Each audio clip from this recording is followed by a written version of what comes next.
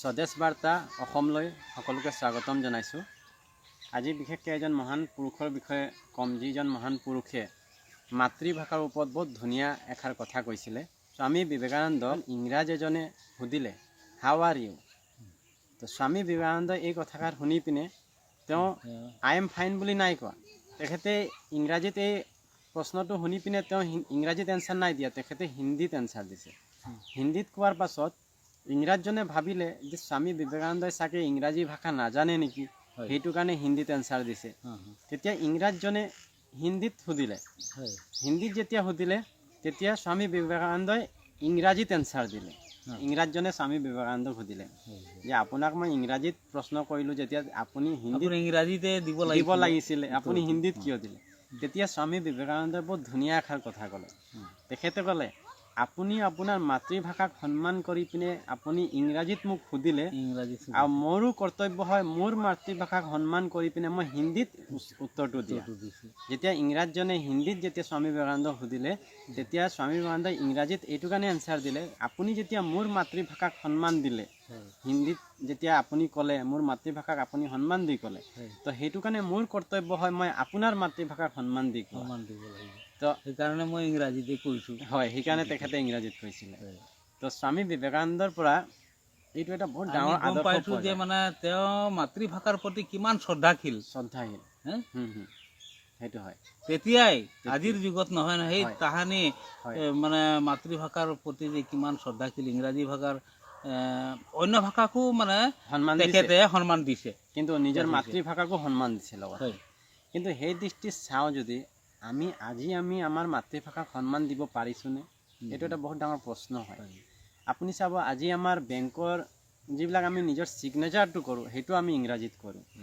যিসকল কম পঢ়া ব্যক্তি আছে তেওঁলোকে দেখা যায় অসমীয়াতে ছিগনেচাৰ কৰে, নিজৰ মাতৃভাষা অসমীয়াতে কৰে। আজিখিনি মানে একেবাৰে নিৰক্ষৰ, তেওঁলোকেতো মানে আঙুঠা লগাই বা টিপ চহি দিয়ে। হয় হয় হয়। এই ক্ষেত্ৰত এষাৰ কথা ক'ম, আমি মাতৃভাষাৰ প্ৰতি যিমানখিনি সচেতন হ'ব লাগিছিলে সেই ক্ষেত্ৰত আমাৰ বহুত অভাৱ আছে। আমি কেনেকৈ গম পাওঁ? এতিয়া যিটো আমি এপ্লিকেশ্যন লিখোঁ, যিখন দৰখাস্ত লিখোঁ, কোনোবা অফিচত যেতিয়া দিওঁ লিখি পিনে আমি কি কৰোঁ? ইংৰাজীত লিখি দিওঁ। আমাৰ মাতৃভাষা থাকোঁতে, ইমান শক্তিশালী অসমীয়া ভাষা থাকোঁতে আমি অসমীয়া ভাষাত দৰখাস্তখন লিখিব নোৱাৰোঁনে?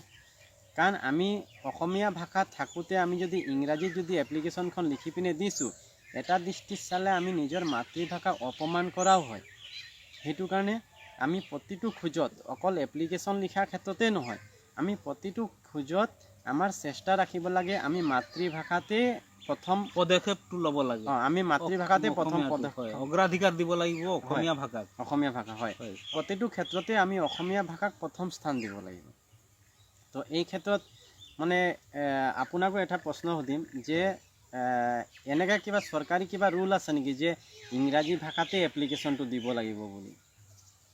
মই জনাততো তেনেকুৱা এতিয়ালৈকে মই পোৱা নাই যে অসমীয়াত বা এইটো ইংৰাজীতে লিখিব লাগে। হয়, অসমীয়াত লিখিব নালাগে, ইংৰাজী মানে লিখিবই লাগিব, তেনেকুৱাতো মই তেনেকুৱা বিধি বিধান বা আইন কানুন মই এতিয়ালৈকে গম পোৱা নাই। হয়, তো তেনেকুৱা যদি আইন কানুন যদি নাই যে কোনোবা এখন চৰকাৰী অফিচতে হওক, প্ৰাইভেট কোম্পানী অফিচতে হওক, বা যিকোনো চৰকাৰী কাৰ্যালয় হওক, বা স্কুলতে হওক, কলেজতে হওক, যিকোনো কাৰ্যালয় যিকোনো অফিচতে হওক, দেখা যায় এতিয়া উঠি অহা প্ৰজন্মই হওক বা বহুত মানুহে দেখা যায় যে এখন এপ্লিকেশ্যন দিব হ'লে ইংৰাজী ভাষাত লিখি পিনে দিয়ে। তো যদি তেনেকৈ আইন যদি বাধ্যতামূলক নাই যে ইংৰাজীতে এপ্লিকেশ্যন দিব লাগিবই বুলি, তেতিয়াহ'লে আমি কিয় নিজৰ মাতৃভাষাত এপ্লিকেশ্যনখন লিখি পিনে নিদিওঁ? আনকি এটা কথা মই পাইছোঁ অৱশ্যে, এই মনোনয়ন পত্ৰ যেতিয়া আমাৰ প্ৰাৰ্থীসকলে নিৰ্বাচনৰ সময়ত প্ৰাৰ্থীসকলে যেতিয়া মনোনয়ন পত্ৰ দাখিল কৰিবলগীয়া হয়, DC অফিচতে হওক বা তেনেকুৱা চৰকাৰী অফিচবিলাকত, তেওঁলোকে কিন্তু অসমীয়াত দিয়া এটা সুযোগ আছে অৱশ্যে। কেণ্ডিডেট হিচাপে মনোনয়ন পত্ৰ অসমীয়াতে দাখিল কৰিলোঁ, কিন্তু মোক টিকেটটো দিয়ে ইংৰাজীত। এইটোতো হ'ব নালাগে, হয়তো মই অসমীয়াত মানে মনোনয়ন পত্ৰ দাখিল কৰিলোঁ, মোক অসমীয়াতে মোক টিকেটটো দিব লাগিছিল, কিন্তু মানে টিকেটটো ইংৰাজীত দিয়ে। তো এইটো এটা মানে এই ঠিক দেখা নাই আৰু এই ক্ষেত্ৰত এটা বস্তু অনুভৱ কৰিব পৰা যায়, মাতৃভাষাৰ ক্ষেত্ৰত মানে আমাৰ চৰকাৰ ফালৰ পৰা হওক বা ৰাইজৰ ফালৰ পৰা হওক, দুই ক্ষেত্ৰতে সচেতনৰ যে অভাৱ আছে সেই বস্তুটো ফুটি উঠিছে। সেইটো কাৰণে আমি চৰকাৰকো অনুৰোধ কৰিম যে প্ৰত্যেকটো ক্ষেত্ৰত যাতে তেওঁলোকে মাতৃভাষাক প্ৰাথমিকতা দিয়ক। আমাৰ দেশৰ ৰাইজকো অনুৰোধ কৰিম যে প্ৰত্যেকটো ক্ষেত্ৰত যাতে মাতৃভাষাক প্ৰাথমিকতাটো দিয়ক।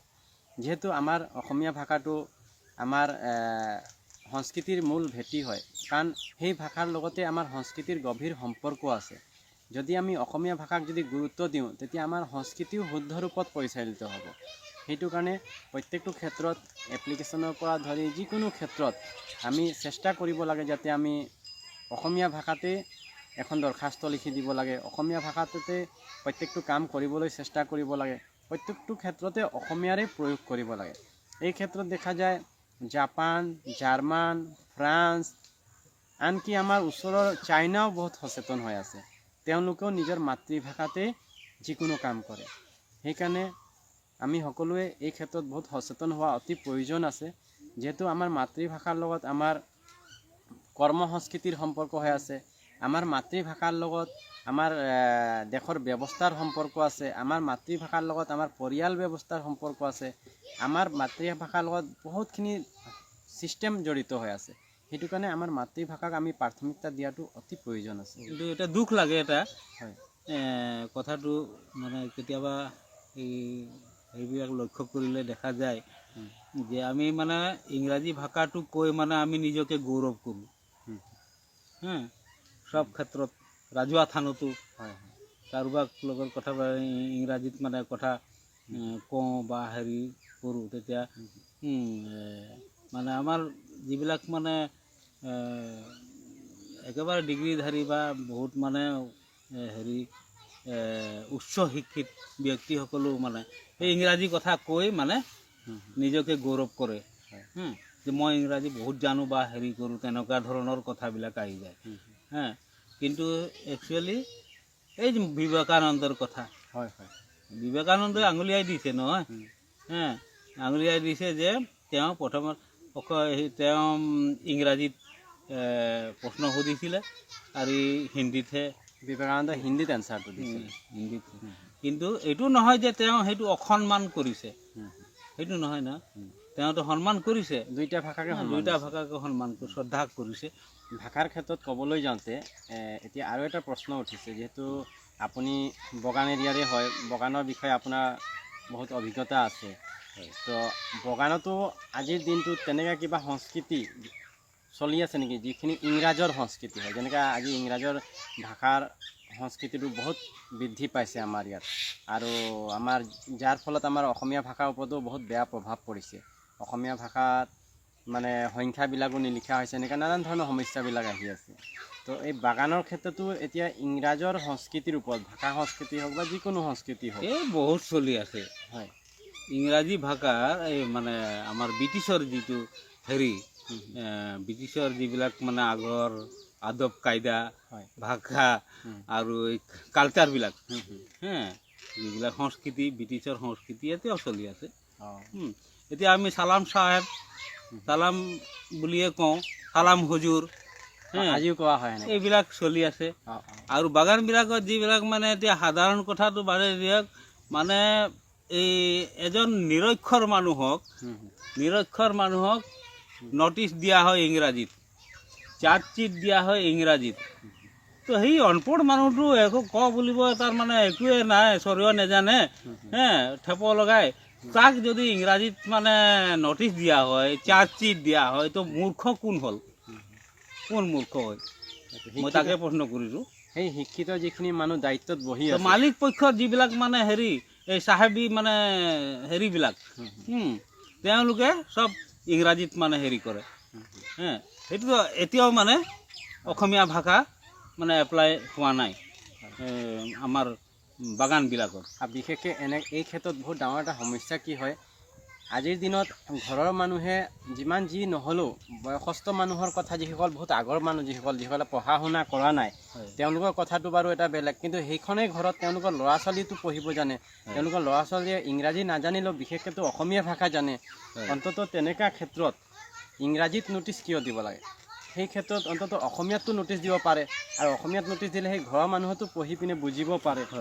তো এই ক্ষেত্ৰত বিশেষকৈ মই ভাবোঁ চৰকাৰৰো অলপ দায়িত্ব আছে, চৰকাৰেও অলপ দায়িত্ব ল'ব লাগিব, আৰু চৰকাৰেও যাতে তেনেকৈ এটা আইন পাছ কৰিব লাগে যাতে প্ৰত্যেকটো ক্ষেত্ৰত যাতে মানুহে অসমীয়া ভাষাতে এপ্লিকেশ্যন লিখাটো, দৰখাস্ত লিখাটো বাধ্যতামূলক হ'ব লাগে।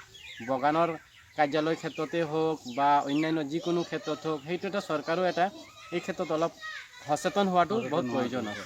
নাই, এটা কথা আছে অৱশ্যে, আগৰ পৰা আমাৰ ইংৰাজী সংস্কৃতিৰ লগত মানে আমাৰ ওতঃপ্ৰোত জড়িত আছিলে আগৰ ব্ৰিটিছৰ সময়ত। এতিয়া মানে এইবিলাক যিমান কলম কটা হওক বা পাত তোলা হওক, প্লাকিং, পুনিং, ফিলিং, এইবিলাক ইংৰাজী শব্দ আছে। গতিকে সেই ইংৰাজী শব্দটো এতিয়া চলি আছে বাগানৰ ক্ষেত্ৰত।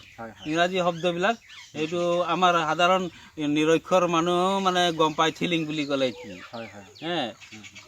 প্লাকিং বুলি ক'লে চবে জানে পাত ছিঙা। গতিকে এইবিলাক এইটো চলিব বাৰু, এইবিলাক ধৰিব পৰা যায়।